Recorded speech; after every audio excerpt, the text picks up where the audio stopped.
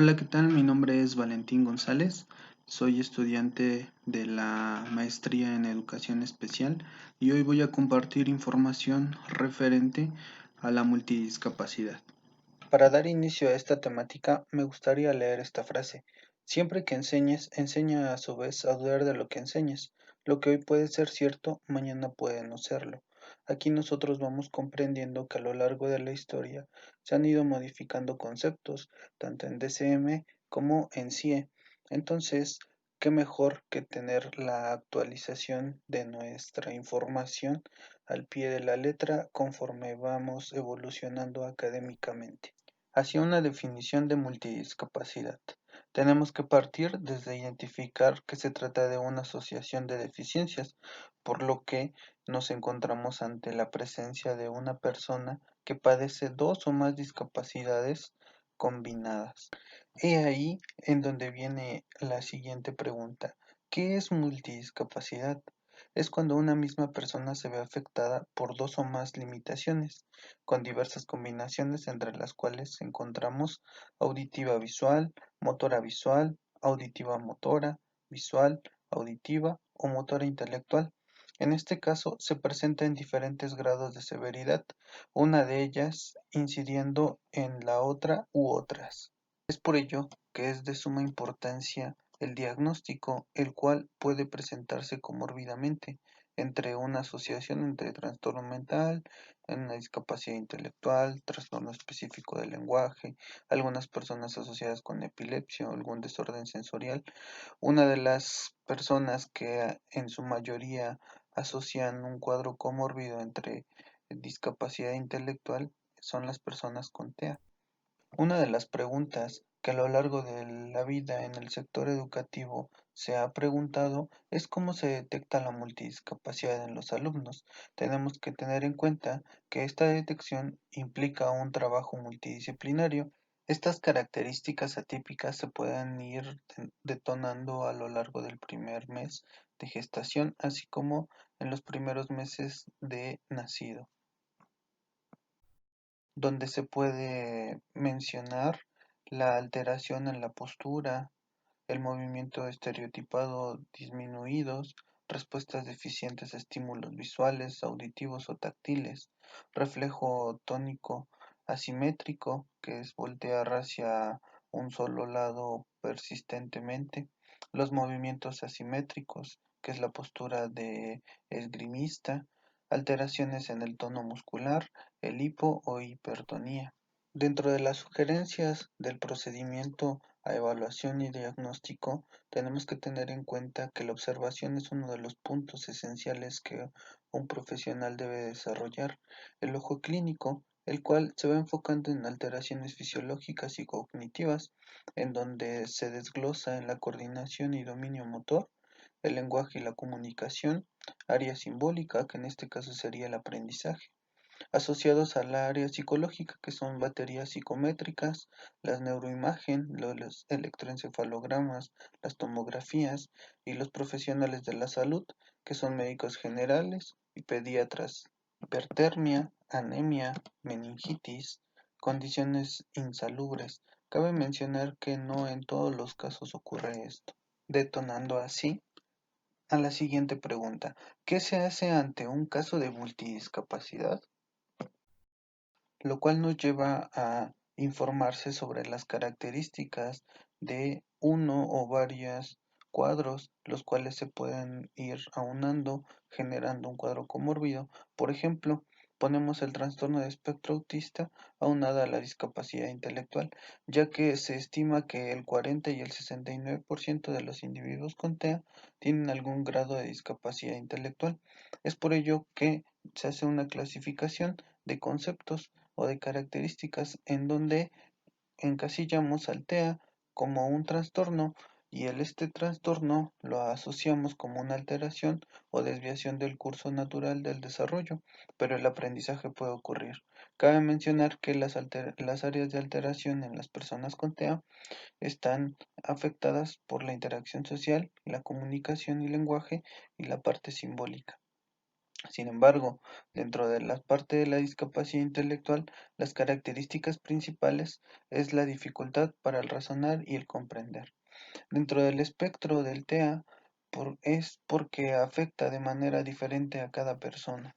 Dentro de las características de las personas con TEA ligado con discapacidad intelectual, encontramos ciertas barreras para el aprendizaje, tanto en el ámbito educativo como en lo social, dentro de los cuales se infieren tres esferas principales, que es la comunicación, que es ficción e imaginación, y la interacción social, de lo cual nos enfocaremos en el lenguaje y comunicación. Para esto se maneja el trastorno de las capacidades comunicativas en las personas con TEA, dentro del cual se rescata el lenguaje receptivo. En primera instancia se considera una aparente agnosia auditiva, que son considerados unos déficits en la percepción y en el reconocimiento de los sonidos. En segunda instancia están las dificultades de la comprensión, al tener alguna alteración a nivel simbólico en la distorsión de alguna imagen de lo que nosotros le estemos pidiendo o le estemos diciendo.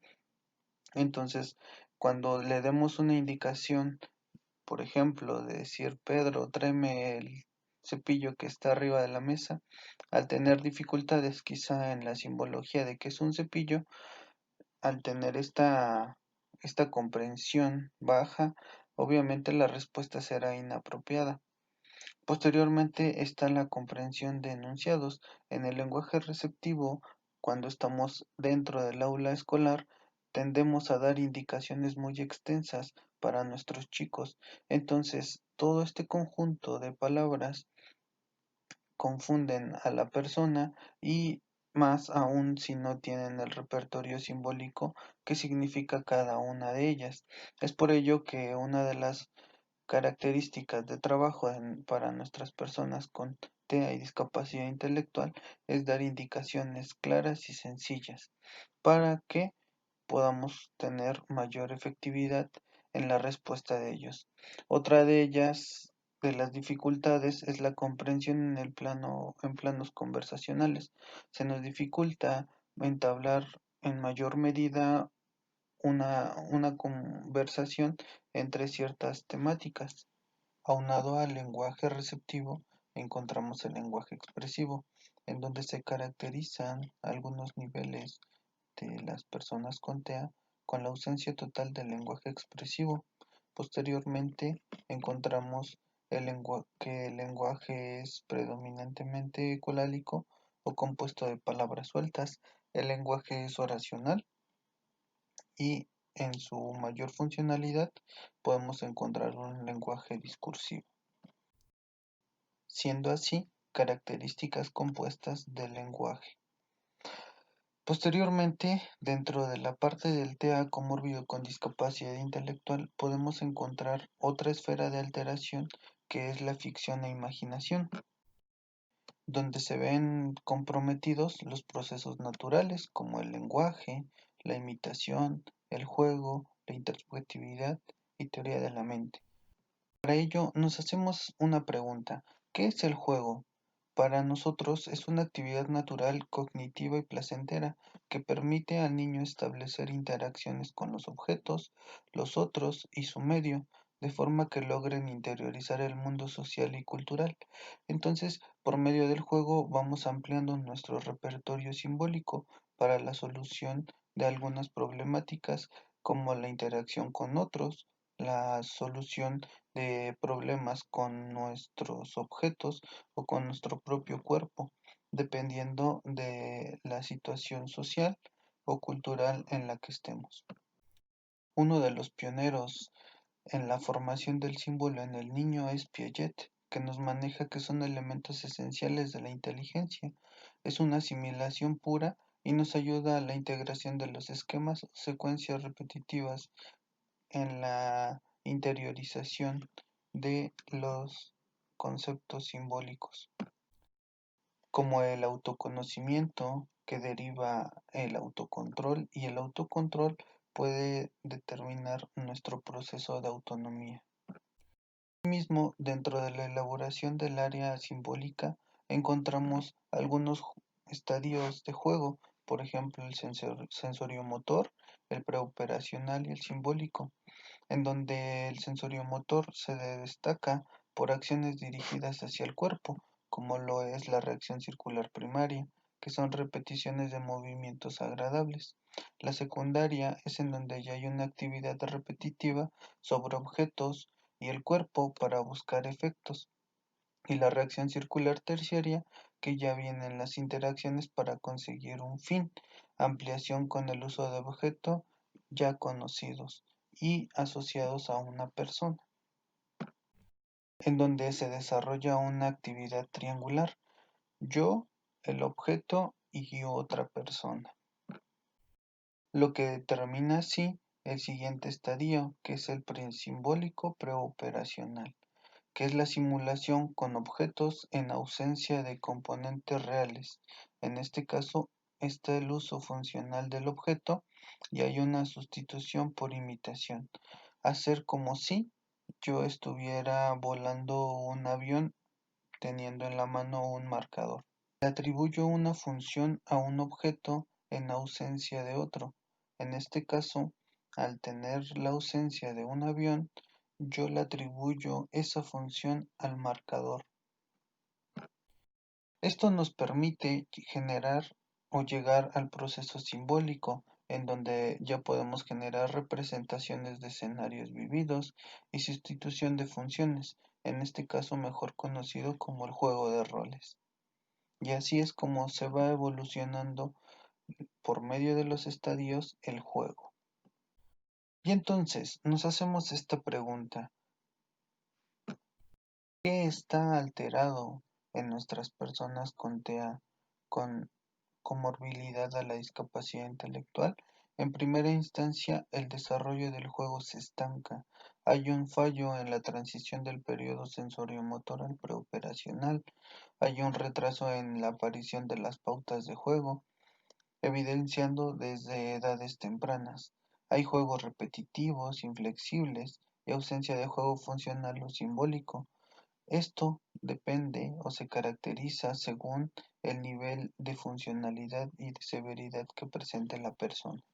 Entonces, ya teniendo el conocimiento de las características de alteración en la parte simbólica de las personas con TEA ligado a la discapacidad intelectual, entonces, ¿cuál es el procedimiento de intervención de barreras en el área simbólica?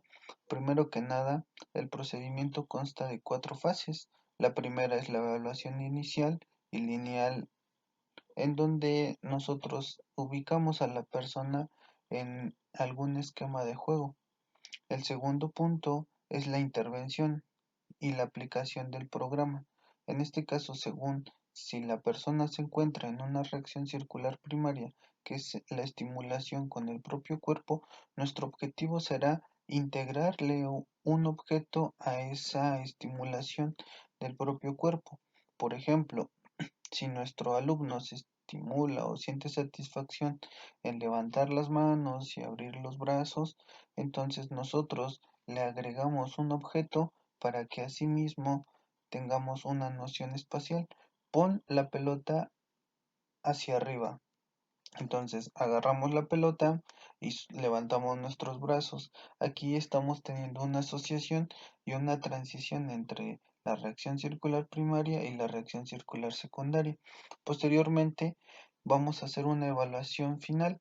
Esta evaluación final nos da a conocer si estamos realizando el procedimiento adecuadamente o estamos exigiéndole más de lo que en ese momento cuenta nuestra persona que está trabajando con nosotros.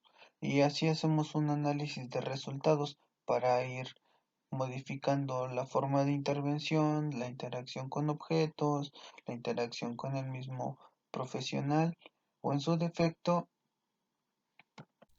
con algún compañerito que obviamente dé pauta a potencializar el aprendizaje en nuestra persona con TEA comórbida con discapacidad intelectual. Aquí se les presenta un cuadro de esquema circular del juego.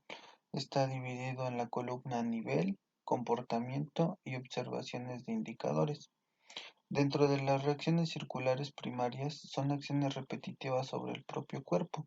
Aquí nosotros vamos a observar el predominio del movimiento involuntario repetitivo, el rep- la repetición de un movimiento específico. Por ejemplo, vienen los balanceos, los movimientos de péndulo, algunas estereotipias en nuestras personas con TEA, y cuando hablamos de una discapacidad intelectual, el lavado de manos, en la simulación del lavado de manos.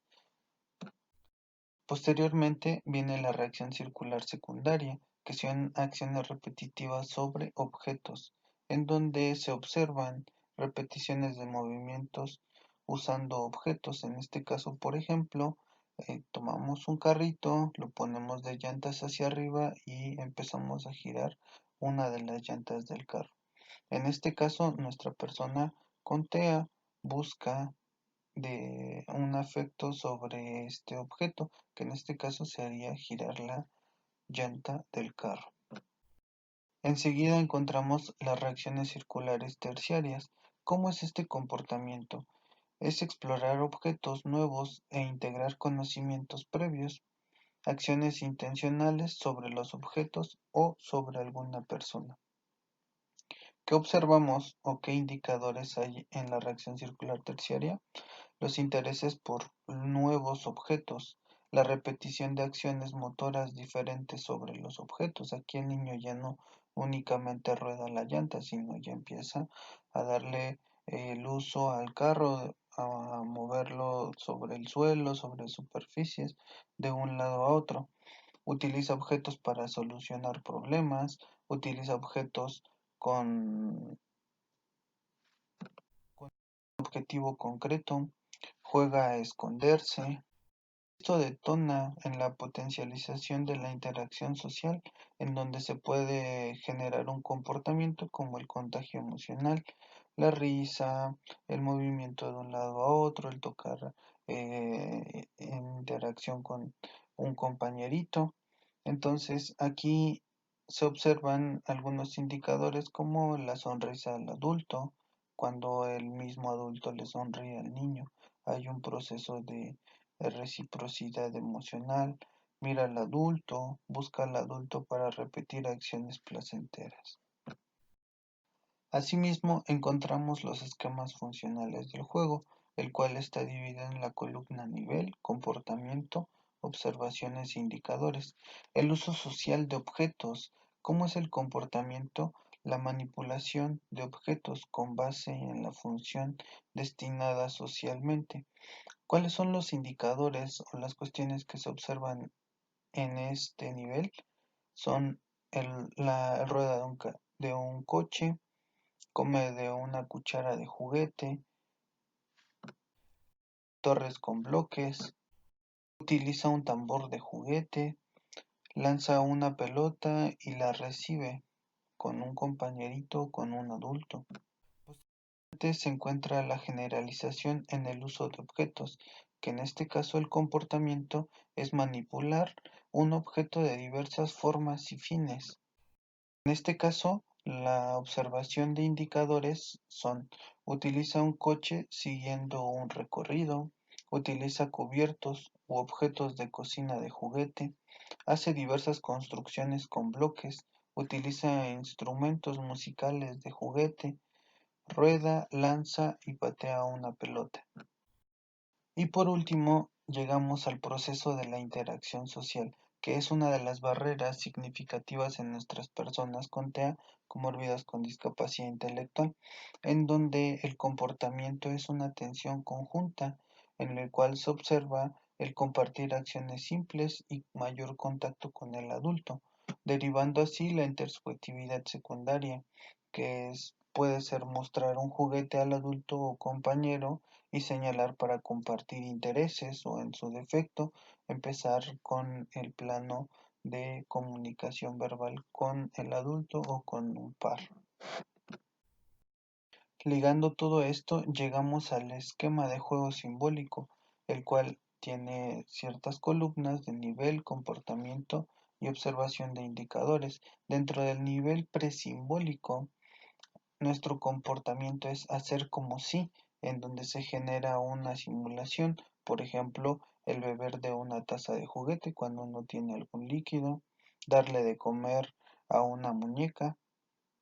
Posteriormente se encuentra el nivel simbólico, sustitución y representación basada en la imitación. En este caso, las observaciones de indicadores pueden ser: utiliza un trapo para barrer, utiliza una caja como cama o como algún auto, utiliza un palo, alguna cuchara o algún peine. En este caso también se lleva a cabo la imitación de algún familiar o algún compañero. Posteriormente, dentro de los comportamientos viene la sustitución de objetos, en este caso es espontáneo, donde ya podemos encontrar una simulación como el tomar una escoba para hacer como si fuese un caballo, como ir montando en un caballo, entre algunas muchas cosas más dentro del esquema de juego simbólico. Y con esto terminamos la parte del área simbólica.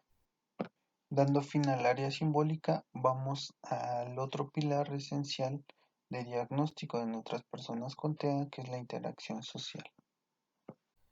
Dentro de la interacción social rescatamos una temática de suma importancia, que es la teoría de la mente, lo cual nos lleva a una pregunta: ¿qué es teoría de la mente?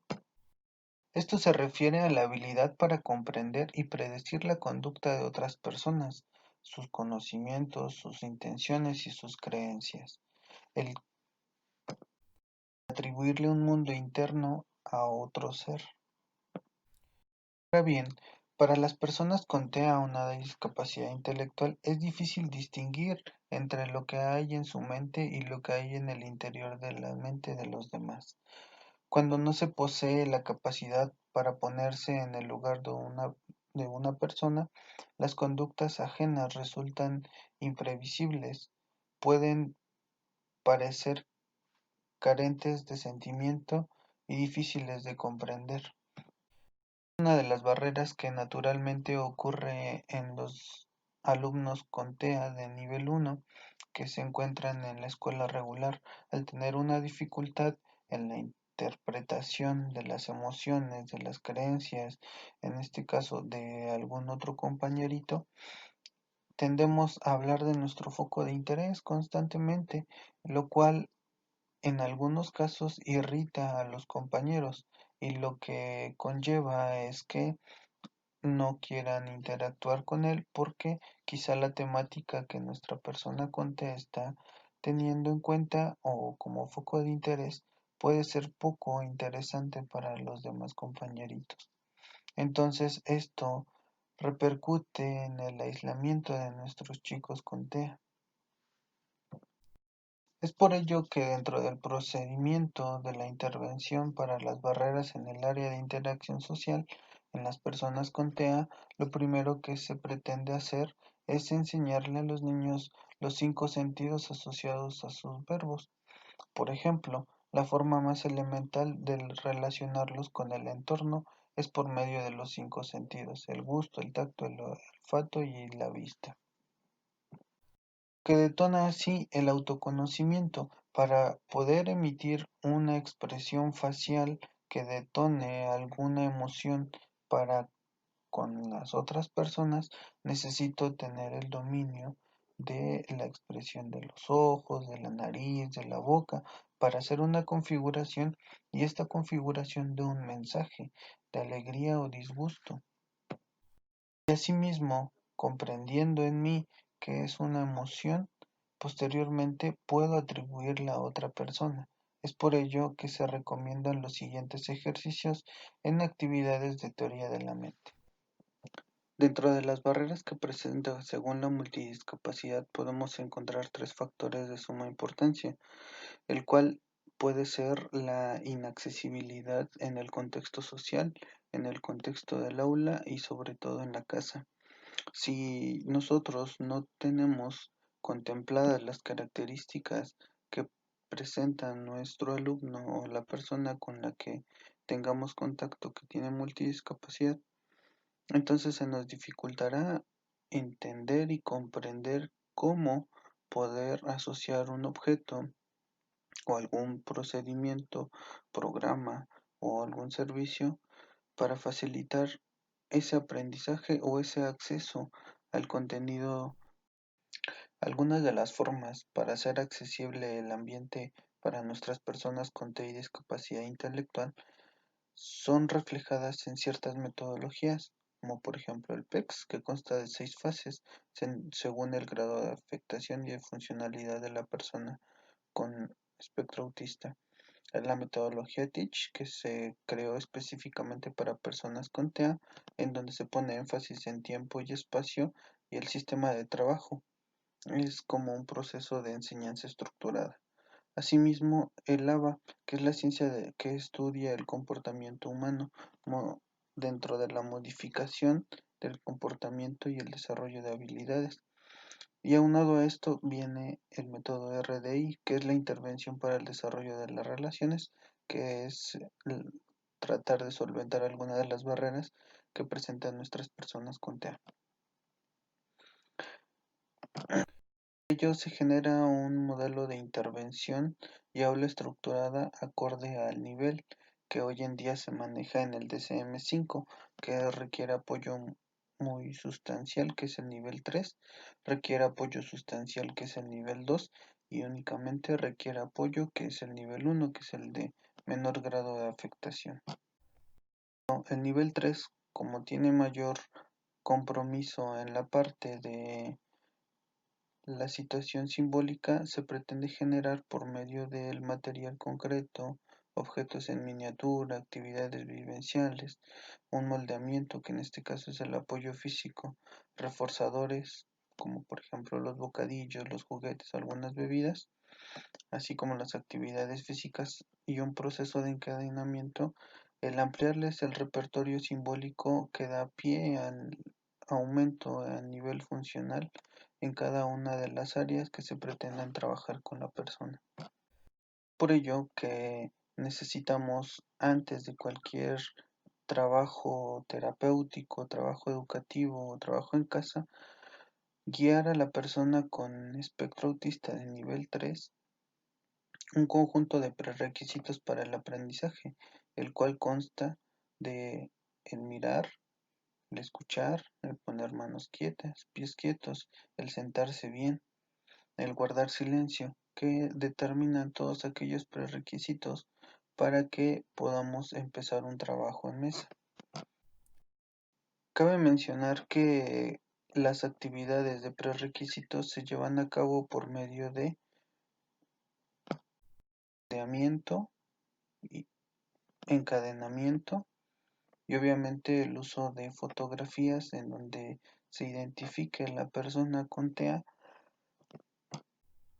asocie el comportamiento que uno le pide de forma verbal con la imagen que ella esté viendo. El trabajo, entre mayor grado de severidad presente la persona, se hace de uno a uno, sentando a la persona con TEA frente a nosotros, disminuyendo así el espacio entre esa persona y nosotros para poder tener mayor dominio y control de la persona con TEA, lo que determina así algunos pasos de la metodología ABA.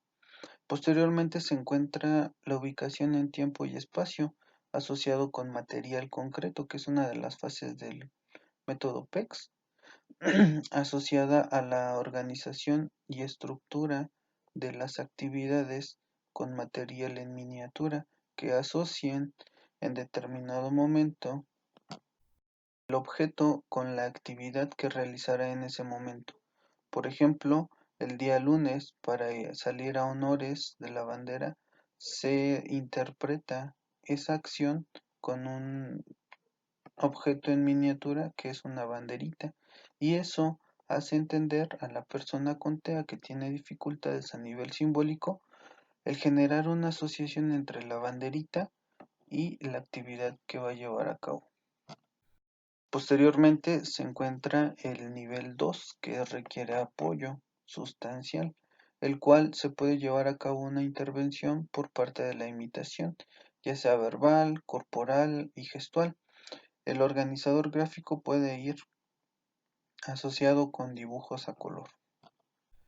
Dentro de los requisitos para el aprendizaje en personas con TEA de nivel 2, se les da un poco más de espacio en el trabajo uno a uno y se les va presentando por medio de una modelación o molde o modelamiento del cual se pretende ejecutar la actividad. Ejemplo, me siento enfrente de él, dejo un espacio de 10-20 centímetros en el cual se le da la indicación, mírame, y actuamos de forma como si fuéramos un modelo, el cual dará a conocer la acción que nosotros le estamos exigiendo a nuestro alumno.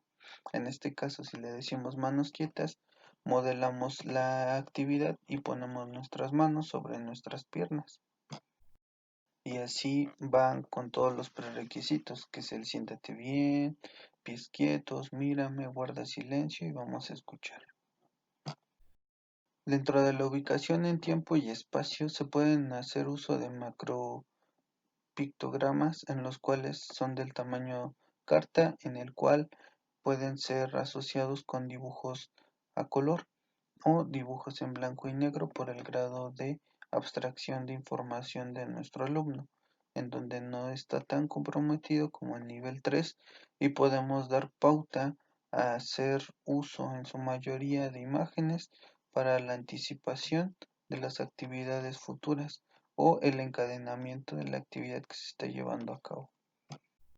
Para las personas de nivel 1 que requiere apoyo, el nivel de abstracción es mejor que el 2 y el 3. Es por ello que se hace uso de pictogramas en blanco y negro o bolitas y palitos.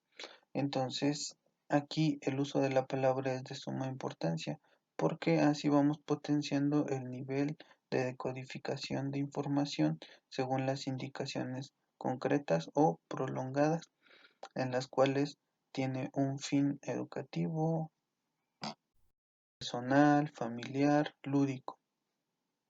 Se le exige al alumno el formar frases, oraciones, hasta llegar a un plano conversacional. En este caso, el pase de prerequisitos y ubicación en tiempo y espacio se ejecuta por medio de una interacción verbal. En este caso, generar un plano conversacional en donde podamos al alumno más allá de lo concreto, lo que se conoce mejor como imaginación. Teniendo así el conocimiento de cada una de las personas con TEA en ciertos grados de funcionalidad y afectación, se pone un ejemplo de una planeación que se lleva a cabo en algún campo. Asimismo, como la ejecución según el grado de funcionalidad y afectación con los instrumentos y objetos que requiere para que sea mayormente accesible el aprendizaje en el alumno, haciendo obviamente su ajuste razonable.